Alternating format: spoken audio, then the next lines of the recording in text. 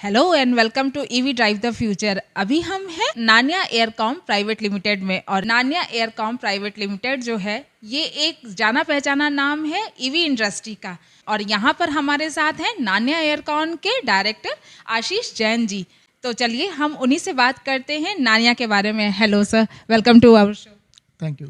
तो पहले तो हम उन्हीं से जान लेते हैं कि नान्या एयरकॉन 1935 से है, क्योंकि जो लिटरेचर मैंने देखा है उसके हिसाब से नान्या जो है वो 1935 से बिजनेस में है।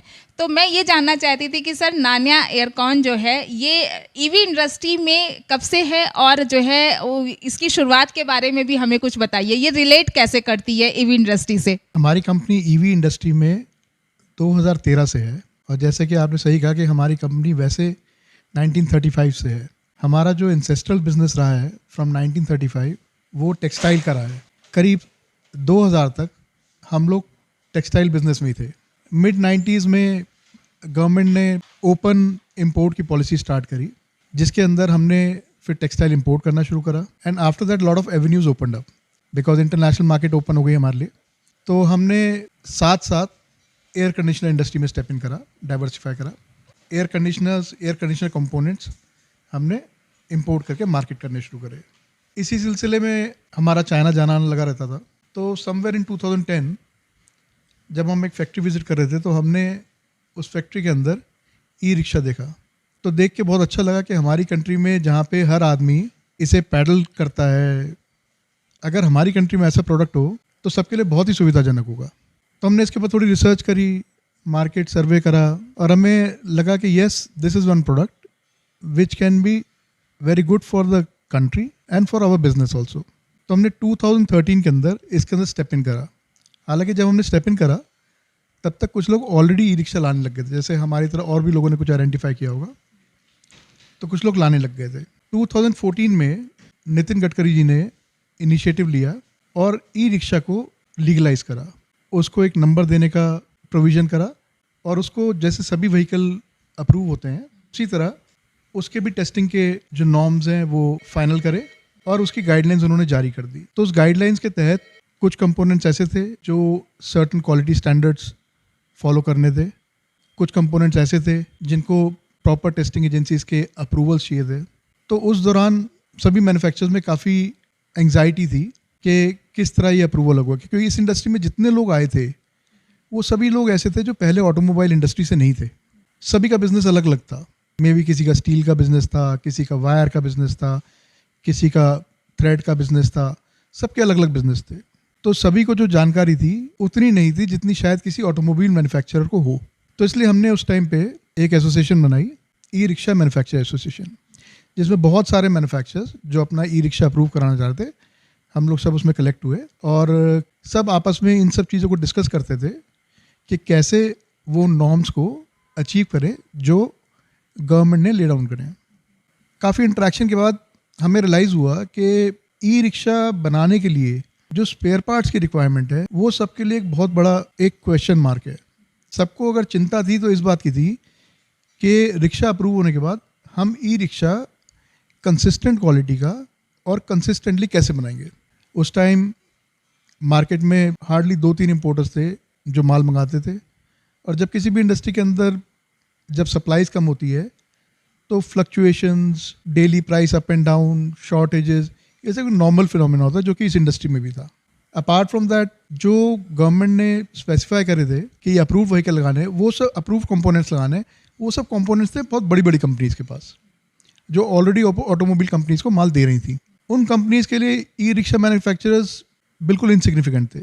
तो ऑनेस्टली ऐसा लगता था किसी कंपनी को फ़ोन करो कि even though you are ready to pay them the cash, I mean advance payments, फिर भी वो ऐसे ट्रीट कर रहे हैं कि जैसे अनवांटेड कस्टमर है। तो ये देख करके हमारे मन में दो बातें आई। एक तो ये कि e rickshaw manufacturer must get spare parts consistently without lot of troubles. और दूसरा ये कि जिस तरह से जो बड़े मैन्युफैक्चरर्स ट्रीट कर रहे थे that was not the right way to treat a customer. तो ये लगा कि even though e rickshaw is a small product but customer is customer and he should get the products with the kind of dignity any customer gets. So this is how idea of coming into spare parts came into our mind. And then we started spare parts. We started with few components. धीरे धीरे industry बढ़ी, धीरे धीरे हम भी आगे बढ़े। हमने कंपोनेंट 2 से 4, 4 से 8 बढ़ाते गए। फिर हम ऐसे कंपोनेंट्स, हमने क्वालिटी पे और फोकस करना शुरू कर दिया। हमने ऐसे कंपोनेंट्स मंगाए जो कि फिर इस क्वालिटी स्टैंडर्ड्स के थे कि हम टेस्टिंग एजेंसीज के हमें अप्रूवल भी मिलने लग गए। तो this is how we came up in the industry. After about 3 और 4 years ऑफ सेलिंग गुड्स, हमने जो है, जब हम क्वालिटी को लेके कॉन्फिडेंट होने लगे और नेटवर्क भी बनाने लग गए, तो फिर हमने अपने प्रोडक्ट्स को अपनी ब्रांडिंग देनी शुरू करी। और आज हमारे पास तकरीबन 350 से ज़्यादा प्रोडक्ट्स हैं, जिसमें बहुत सारे प्रोडक्ट्स के हमारे पास सर्टिफिकेशन भी हैं। और अगर मैं कस्टमर्स की बात करूँ तो हमारे पास मोर देन 450 कस्टमर्स का कस्टमर बेस है। प्रोडक्ट्स हम लोग वो बेचते हैं जिसके के अंदर हम लोग वारंटी भी देते हैं, आफ्टर सेल सर्विस भी देते हैं। हमारा फोकस क्वालिटी के साथ साथ आफ्टर सेल सर्विस पे बहुत ज़्यादा है। बिकॉज अगर हम बात करें कोई भी इंजीनियरिंग प्रोडक्ट के अंदर कहीं पे भी कोई फॉल्ट या कंप्लेन आ सकती है, तो ज़रूरी ये है कि वो जो कंप्लेंट है इतने शॉर्ट नोटिस पे अटेंड हो कि कस्टमर सफ़र ना करे। As a matter of fact हमारी जितनी भी पॉलिसी हैं वो 2 चीज़ों पे बेस्ड है। एक कि customer deserve value for every penny he spend. Customer को हक है कि वो जो भी पैसा दे रहा है उसे उसका पूरा मूल्य मिले। और दूसरा ये कि customer should not suffer because of any mistake which he has not done.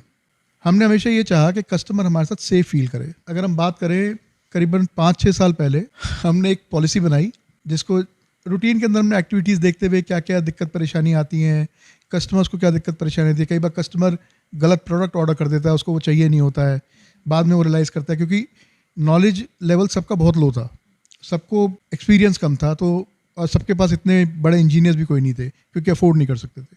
तो वो जो लैक ऑफ एक्सपीरियंस था उसकी वजह से कभी कस्टमर से गलती हो जाती थी, कभी हमारे यहाँ से भी गलती हो जाती थी। तो फिर हमने एक पॉलिसी बनाई जिसका हमने नाम दिया 4R पॉलिसी। 4R पॉलिसी इन्हीं 2 चीज़ों को माइंड में रख के बनाई कि customer should not suffer and he should get value for money. उसमें हमने 4R के अंदर हमने 4 R's ऐसे बनाए, जैसे हम कोई भी कंपोनेंट देते हैं एंड लेटर से हमें कस्टमर से कंप्लेंट आई तो हमारा सबसे पहला इमीडिएट एक्शन होता है उस कस्टमर की प्रॉब्लम को रिजॉल्व करना, आइदर टेलीफोनिकली या उसके यहाँ विजिट करके, वीडियो कॉल करके। तो ये हमारी फर्स्ट स्टेज है, रिजॉल्व द प्रॉब्लम। अगर प्रॉब्लम यहाँ पे नहीं ख़त्म हुई और हमें लगा भाई ये टेलीफोनिकली या कस्टमर के यहाँ जाके सॉल्व नहीं हो रही है, तो we get the component and we repair. That is the second R। Second R is repair. Repair करके कस्टमर को दे दिया है ताकि वो यूजेबल हो जाए। अब there are certain cases where the product is under warranty and it is not repairable also, customer की कोई फॉल्ट नहीं है।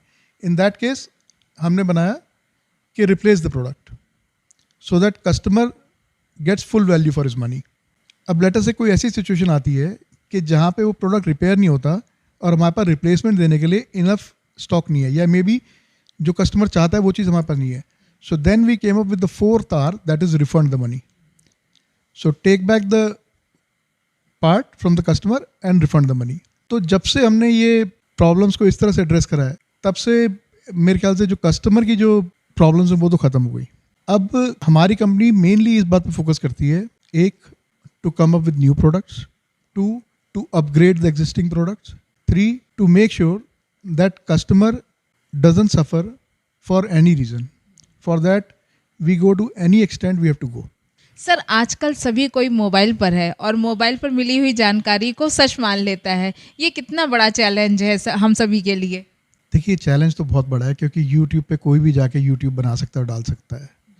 कोई ऑथेंटिसिटी तो है नहीं कि वो जो इन्फॉर्मेशन डाल रहा है वो कितनी सही है या कितनी नहीं है।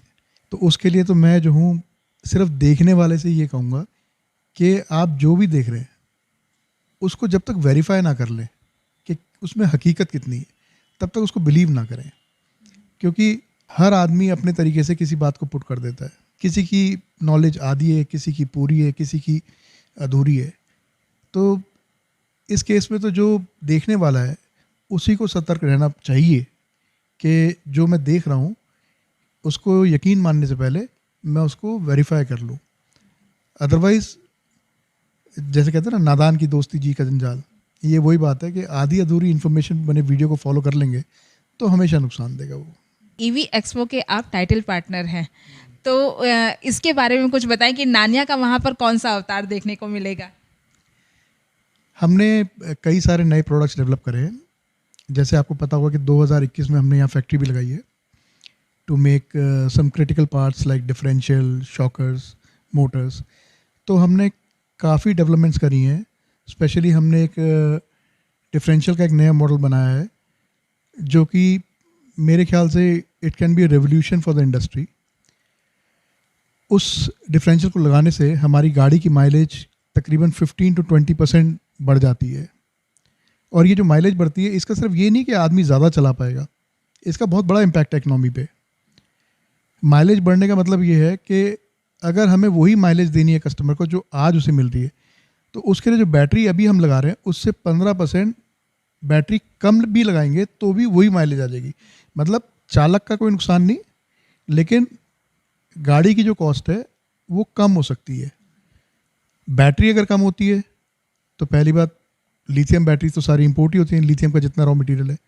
तो हमारी कंट्री का जो इंपोर्ट का जो बर्डन है, जो फॉरेन एक्सचेंज बर्डन है, वो भी उतने पैसे से कम होता है, जो कि कहने को 15% लगता है, but in when we calculate the value it turns out to be millions and millions. And secondly, इन सब बैटरी को चार्ज करने के लिए जो पावर चाहिए, that can also go down by 15%, which will reduce the burden on our power plants. क्योंकि already हमारी कंट्री में जो पावर की नीड है वो बहुत ज़्यादा है, एंड इलेक्ट्रिक व्हीकल जैसे आएंगे पावर की नीड और बढ़ेगी। तो अगर हम ऐसे प्रोडक्ट्स बना पाते हैं और दे पाते हैं जो इलेक्ट्रिसिटी कंजम्पशन को कम कर सकता है, जो बैटरी कंजम्पशन को कम कर सकता है, तो वो हमारी इकोनॉमी और पावर इंफ्रास्ट्रक्चर दोनों के लिए बहुत अच्छे होंगे। इसके अलावा हमने कई सारे नए मॉडल्स डेवलप करे हैं जिसमें कि हाई टॉर्क डिफरेंशियल है। जैसे हमारे यहाँ जितने भी पहाड़ी इलाके हैं जहाँ पे चढ़ाई है, या शहर भी है जहाँ पे चढ़ाई है, उन सब के लिए, या लोडर्स हैं जिनको हाई पावर चाहिए, उसके लिए हमने डिफरेंशियल बनाया है जो कि हाई टॉर्क देता है, एकदम से अच्छी पिकअप देता है। कहीं पे चढ़ाई है, कहीं पे वज़न के साथ ऊपर लेके जाना है गाड़ी, तो उस सब में बहुत हेल्पफुल है। साथ ही साथ हमने हाइड्रोलिक डिफरेंशियल भी बनाने शुरू कर दिए। तो इस बार एग्जीबिशन में हम ये सारे मॉडल डिस्प्ले करेंगे। इसके अलावा जो हमने शॉकर्स बनाए हैं, वो शॉकर्स हमने सारे ग्रेविटी कास्टिंग में बनाए हैं, और हमने क्वालिटी का इतना उसमें ध्यान रखा है कि कस्टमर जो लेगा, मुझे नहीं लगता कि वो जल्दी से सर्विस कंप्लेंट के लिए भी आएगा। जैसे कि मैंने आपको पहले बताया था, हमारा लक्ष्य यही है कि कस्टमर शुड नॉट सफ़र। तो हम कॉन्टीन्यूसली इस पर मेहनत कर रहे हैं कि हम कैसे प्रोडक्ट्स को बिल्कुल कंप्लेंट फ्री लेवल पे ले जाएं। उसके लिए हमने बहुत अच्छे इंजीनियर्स की टीम भी अपॉइंट करी है, कंसल्टेंट्स भी हैं, हमारे अंदर के लोग हैं, और testing and research is an every day activity in our company. The moment we identify an issue, हम उसके ऊपर बहुत एग्रेसिवली लग के उस इशू को जड़ से मिटाने की पूरा प्रयास करते हैं और अचीव भी करते हैं। इसीलिए आज शायद अगर आप देखें तो कंट्री में हमारे प्रोडक्ट्स करीब करीब सभी स्टेट्स में और बहुत ज़्यादा फैक्ट्रीज में इस्तेमाल होते हैं। प्रोडक्ट्स की बात करें या ग्रोथ की बात करें तो नान्या अगले 10 सालों में आप कहाँ पर देखते हैं? नान्या को अगर मैं सही कहूँ तो मैं ये देखना चाहता हूँ कि नान्या के प्रोडक्ट सबसे ट्रस्टेड प्रोडक्ट्स हों हमारी इंडस्ट्री में। इस बात से मुझे इतना फ़र्क नहीं पड़ता कि हम कोई ज़्यादा माल बेच रहे हैं या कम बेच रहे हैं, लेकिन हम जो भी बेच रहे हैं उसमें कस्टमर को पूरी तरह से संतुष्ट कर रहे हैं। हमारा कस्टमर बगैर किसी परेशानी के हमारे प्रोडक्ट को, क्योंकि हमारा जो प्रोडक्ट जहाँ लग रहा है उससे हमारे कस्टमर की जीवनी जुड़ी हुई है। ई रिक्शा चालक है, वो उससे पैसा कमाता है। अगर किसी वजह से उसकी गाड़ी 1 दिन 2 दिन 3 दिन खड़ी है तो उसको वो नुकसान है। मेरा लक्ष्य सिर्फ एक ही है कि कस्टमर हमारे प्रोडक्ट पे आँख मीच के भरोसा कर सके और हम उसे ऐसा प्रोडक्ट दें कि वो आँख मीच के भरोसा कर सके। तो basically I see my company as the most trusted company. Let's say down the years, 10 years, I see my company as the most trusted company, not only in products, but also service, the honesty, the fairness in dealing. In all aspects, I want to see my company as the most trusted company in our country. आप हमारे viewers को, subscribers को और हमारे channel को visit करने वाले लोगों को क्या मैसेज देना चाहेंगे? देखिए, आपके व्यूअर्स करीब करीब मेरे कस्टमर्स भी हैं। तो सबसे पहले तो मैं उनको थैंक्स करना चाहूँगा कि उन्होंने हमें यहाँ तक पहुँचने का मौका दिया, और उनको मैं ये कहना चाहूँगा कि अगर वो हमारा कोई भी प्रोडक्ट खरीद रहे हैं तो वो हर हाल से सुरक्षित है। उन्हें किसी प्रकार की कोई चिंता करने की ज़रूरत नहीं है, और हमारी कस्टमर केयर लाइन और हमारी सेल्स टीम और सर्विस टीम हमेशा अवेलेबल है उनकी दिक्कत को सुनने के लिए और उससे सॉल्व करने के लिए। तो इस तरीके से आपने जाना कि नान्या की शुरुआत कहाँ से हुई थी। और हमारे साथ थे नान्या के डायरेक्टर आशीष जैन जी, जिन्होंने अपनी बेबाक बातें हमारे साथ रखी। नान्या के प्रोडक्ट्स के बारे में आपकी क्या राय है और नान्या अपने कौन कौन से प्रोडक्ट्स को शोकेस कर रही है ईवी एक्सपो में, ये भी आपने जाना। नान्या के प्रोडक्ट्स के बारे में आपकी क्या राय है, हमें कमेंट करके बताएं। और नान्या के कौन कौन से प्रोडक्ट्स की जानकारी आप करना चाहते हैं, ये भी हमें कमेंट सेक्शन में ज़रूर बताएं। Thank you so much. Thank you sir, धन्यवाद।